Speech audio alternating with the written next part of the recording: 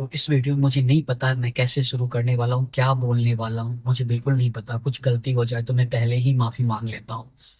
तो इस वीडियो में हम क्या बात करेंगे, जर्नी के बारे में, कैसे शुरुआत हुआ और क्या बोलते हैं, मैं कौन हूँ, क्वालिफिकेशन क्या है और आगे चार्टर्ड स्टडीज़ का क्या प्लान है। इसके अलावा बात करेंगे कि मैं कितना कमाता हूँ। इस सब चीज़ में भी मैं बात करने वाला हूँ। सबसे पहले, मेरा नाम है भारतेंदु प्रकाश। मैं मुजफ्फरपुर जिला के एक छोटे से गांव का रहने वाला हूँ। गांव का नाम प्राइवेसी के कारण मैं नहीं बता रहा हूँ, यानी कि वो बिहार के मुजफ्फरपुर जिला में मैं रहता हूँ। आज के डेट में चार्टर्ड स्टडीज का ऑफिस है पटना में। अब क्वालिफिकेशन में एमबीए ग्रेजुएट हूँ। अब बात कर लेते हैं चार्टर्ड स्टडीज का शुरुआत कैसे हुआ। सबसे ज्यादा ये मेरे से पूछा जाता है। चार्टर्ड स्टडीज का शुरुआत बहुत आसान नहीं था। आप जानते हो बिहार के पेरेंट्स का, बिहार यूपी, आप लोग भी कमेंट करके बता सकते हो क्या माइंडसेट होता है।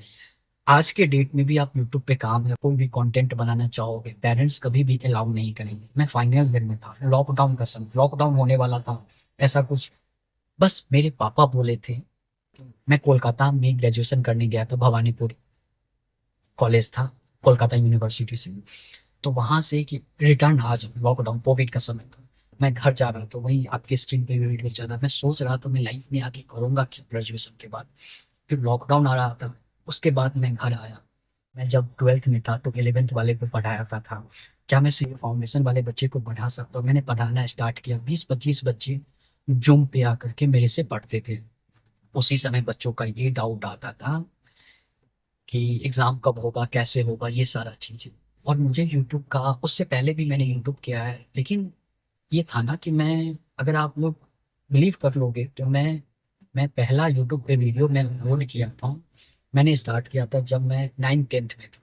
उसी समय मैं वीडियो अपलोड करता था। उसके बाद मैं दूसरे चैनल पे 11th 12th में कॉमेडी चैनल पे काम किया, मतलब फिर न्यूज़ चैनल पे काम किया। मतलब कि जर्नी जो चार्टर्ड स्टडीज का जर्नी, मैंने बहुत सारा चीज़ों को, मतलब वहाँ पे सक्सेस नहीं ले पाता।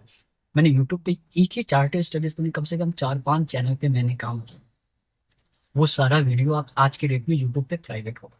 सिंपल सा बात है। मैंने ब्लॉग देख करके ब्लॉग चैनल पे भी काम किया। तब लॉकडाउन जब आ गया, उस समय क्या होता था, 10-12 हज़ार का मेरे पास फोन था। पे काम किया, सक्सेस नहीं मिला। फिर मैंने पढ़ाना इधर स्टार्ट कर दिया था फाउंडेशन वाले बच्चे को। शायद मार्च अप्रैल से पढ़ाना स्टार्ट कर दिया, एग्जैक्ट मुझे याद नहीं, उसी के आसपास। उसके बाद थोड़ा थोड़ा भी पढ़ाता था, 20-25 बच्चे जूम पे पढ़ते थे।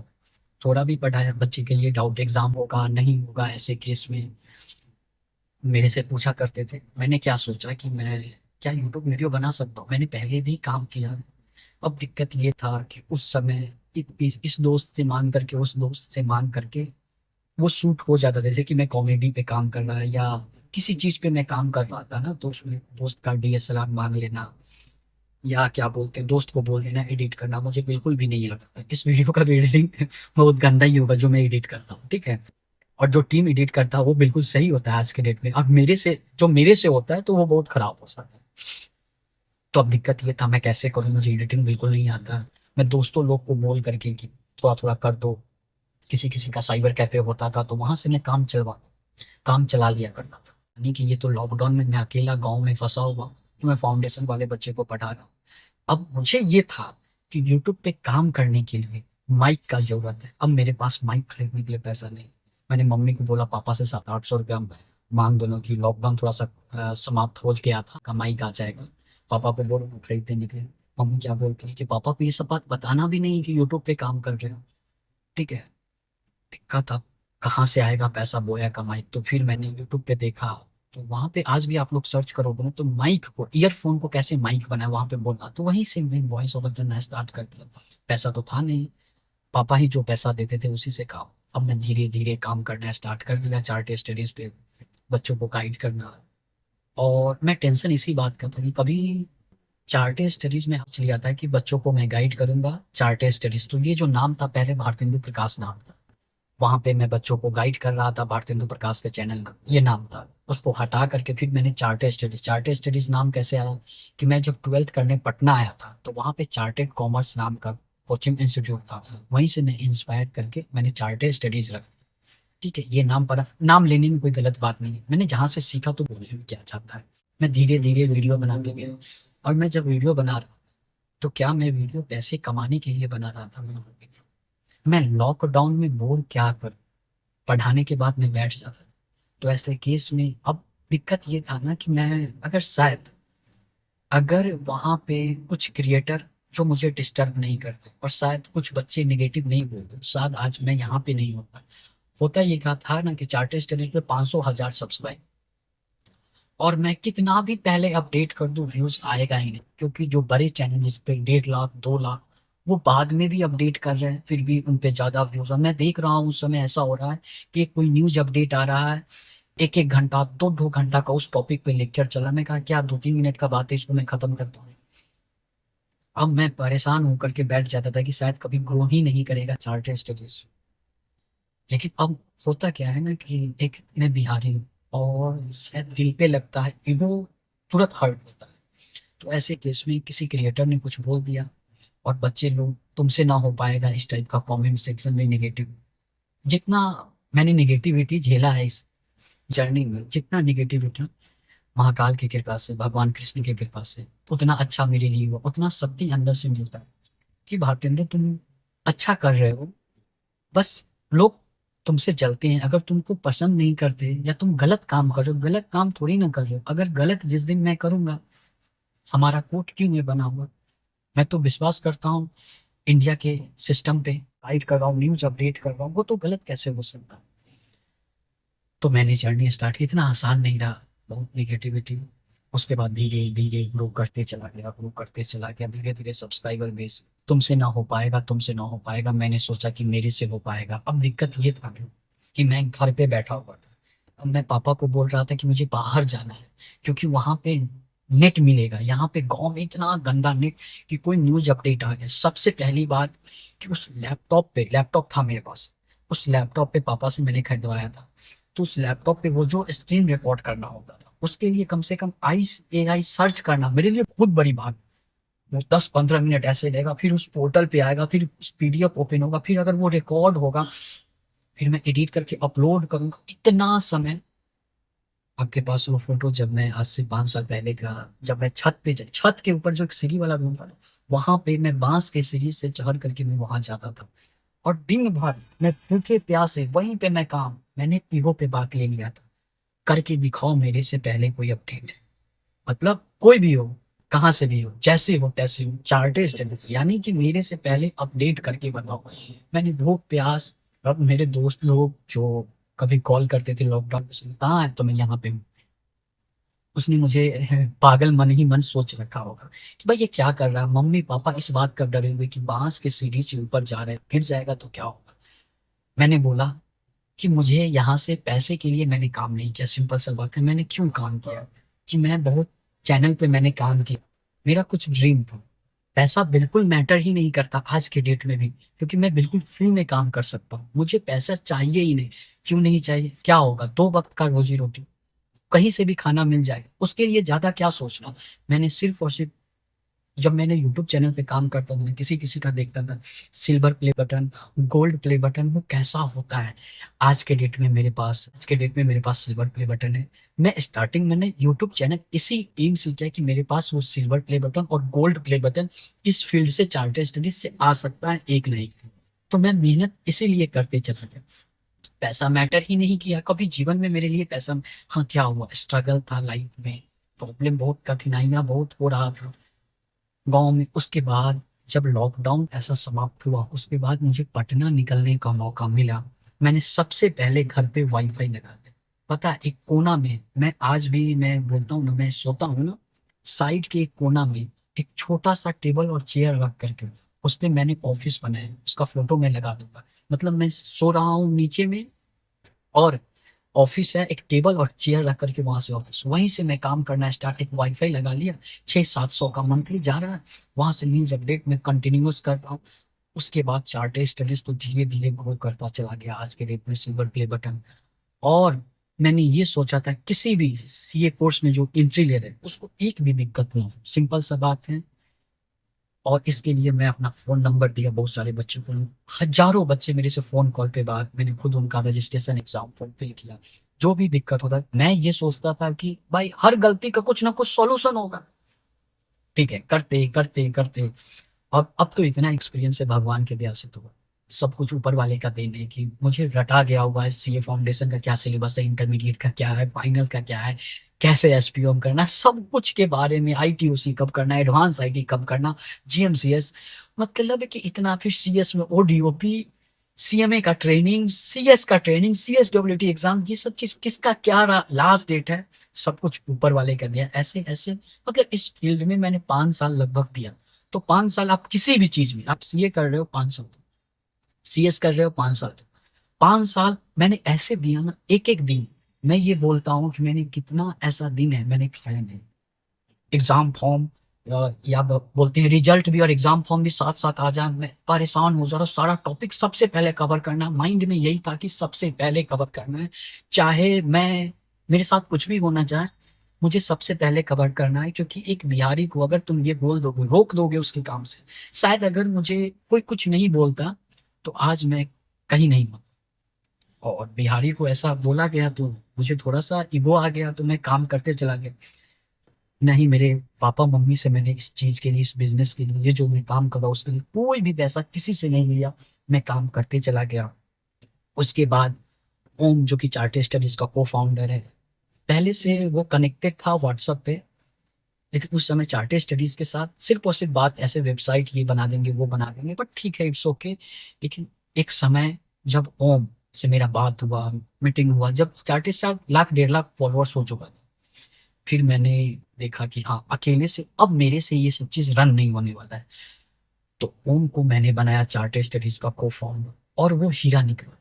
जिस तरीके से उसने बिजनेस को संभाला, जिस तरीके से आज सब चीज मैनेज कर रहा है ओम चतुर्वेदी, जो चार्टेड स्टडीज का को फाउंडर है। साथ में साथ आपको पता है, ओम को जब हम लोग जब एक साथ रहे, तो कितना ऐसा मंथ हुआ कि सैलरी मैंने किसी को दिया ही नहीं। जो जतिन अग्रवाल चार्टेड स्टडीज का जनरल मैनेजर, वो सब कुछ सबसे पहला काम किया है। जितने आज के डेट में चार्टेड स्टडीज के पास सीए इंटरमीडिएट का भी क्लासेस है, टेस्ट सीरीज है, फाउंडेशन, इंटरमीडिएट, फाइनल का, सीएस का, सीएमए का, सबका, तो सबसे पहले सबसे कनेक्ट रहेगा जतिन अग्रवाल, जो कि चार्टेड स्टडीज का मैनेजर है, और वो रिपोर्ट करेगा ओम चतुर्वेदी। ठीक है, अब जो भी पेमेंट इशू होगा, जो फाइनल डिसीजन ओम लेगा, वहां दिक्कत होगा तो मेरे पास आएगा, क्योंकि मेरे पास इतना समय नहीं है कि मैं और भी कोई काम कर सकता हूँ। तो सिंपल सा बात है, जतिन सारा रिपोर्ट करेगा। पता है जतिन को मैंने कितने में हायर किया? 300 रुपया मंथली में हायर किया। मेरी टीम में ऐसे ऐसे लोग हैं ना, जो फ्री में और 200-300 रुपया पे आज के डेट में जतिन को अच्छा खासा अमाउंट जा रहा है। लेकिन मुझे पता है कि मेरे से, मैंने जब भी किसी को जॉब के लिए हायर किया, मैंने एक क्वेश्चन पूछा कि आप चार्टेड स्टडीज में तो काम करने के लिए इंटरेस्टेड हो, सैलरी के बारे में सबसे पहला सामने में कितना आप ऑफर कर रहे हो? मेरे माइंड में पहले था कि मैं तुम्हें नहीं, क्योंकि मेरे पास है ही नहीं पैसा देने के लिए। मैं यूट्यूब से, इससे मैं कितना पैसा दे दूं? पॉसिबल ही नहीं है मेरे लिए देना। तो ऐसा मैं सोचता था, 300 रुपया, 200 रुपया पे मैं रखता था। उसके बाद धीरे धीरे चार्ट स्टडीज ग्रो हुआ।